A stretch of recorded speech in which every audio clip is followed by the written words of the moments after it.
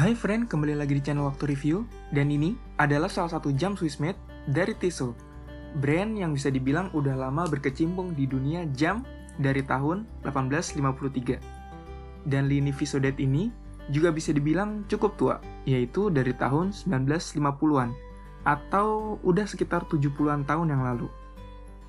Jam yang ada di sini bernama Tissot Heritage Vissodate dengan kode referensi T019 430 16 031 01. Nama referensi yang emang udah cukup panjang. Sebelumnya, saya udah buat video unboxingnya.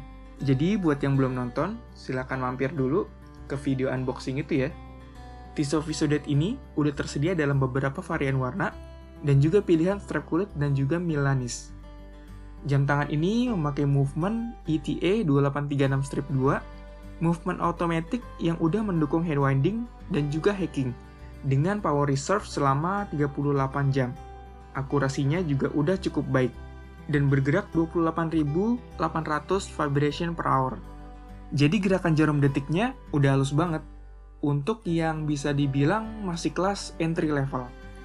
Dan seperti yang udah dijelaskan di video unboxing, yang saya suka juga dari movement ini adalah pergantian hari dan juga tanggal yang langsung kelihatan snap.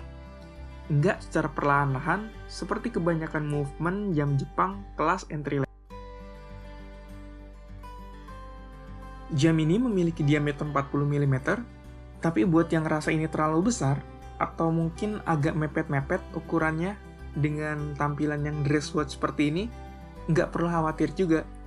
Karena bagi saya ini lebih ke 37 mm, daripada 40 mm. Nah, ini karena bentuk case-nya yang seperti ini. Jadi, 40 mm ini adalah di bagian case yang paling lebar.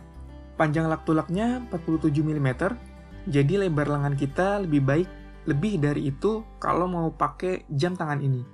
Dan lebar laknya 20 mm.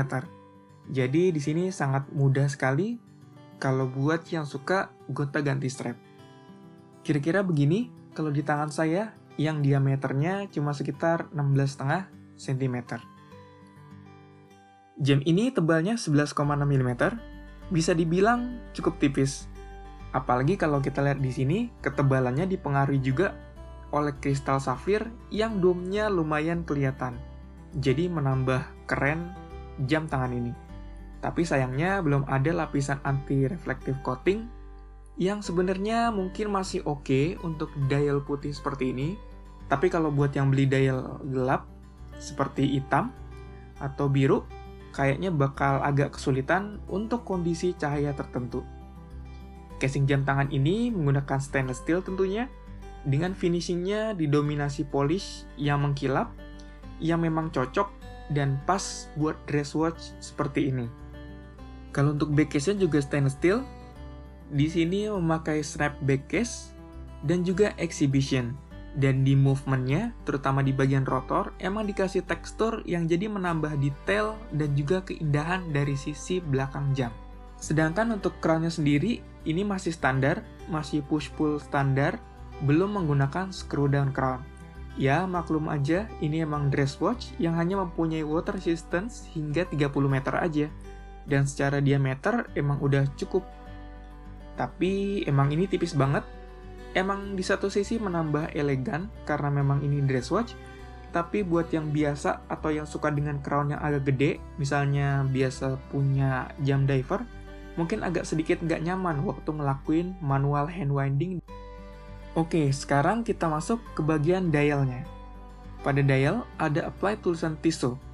Ini adalah logo Tissot yang lama, yang sebenarnya sih keren-keren aja, tapi agak kurang menyatu dengan keseluruhan desain dress watch yang seperti ini. Ya, tapi itu preferensi tiap orang sih, mungkin beda-beda. Dan ada juga print tulisan Vissodate dan juga automatic. Dan di bagian kanan atau di jam 3 ada komplikasi tanggal dan hari. Untuk harinya ada dua versi, hari aja dan juga hari dan hari keberapa dalam setiap minggunya. Jadi bisa kita pilih sesuai selera kita. Jarum-jarumnya bertipe Dauphine, berwarna silver. Marker dan juga indeksnya juga nggak kalah bagus dan menarik, menambah kesan elegan dari jam tangan ini. Dan seperti kebanyakan dress watch, di sini nggak ada lumnya, baik di jarumnya maupun di marker-marker jamnya. Desain keseluruhannya sih saya bilang cukup simple, tapi elegan dan juga rapih, khas banget lah dari dress watch. Sekarang ke bagian strap. Strap bawaan sebenarnya cukup nyaman, bahannya kulit sapi, tapi dicetak dengan tekstur kulit buaya supaya menambah kesan elegan. Dan clasp-nya tipe butterfly, tapi sayang banget bukan tipe yang ada push-nya, jadi kalau untuk melepas harus dengan tenaga kayak gini.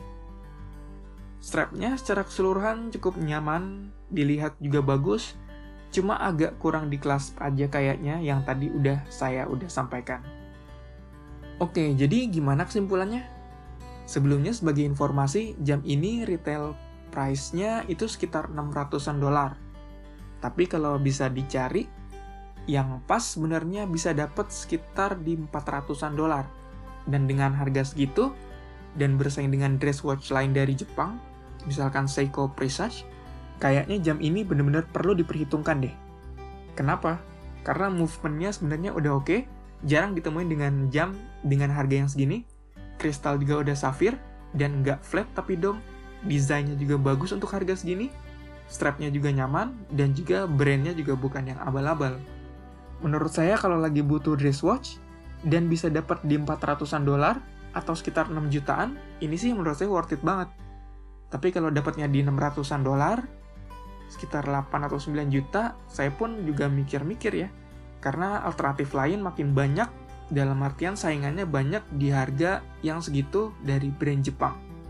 Sekian dari saya, jangan lupa like dan juga subscribe. Sampai ketemu di video berikutnya ya.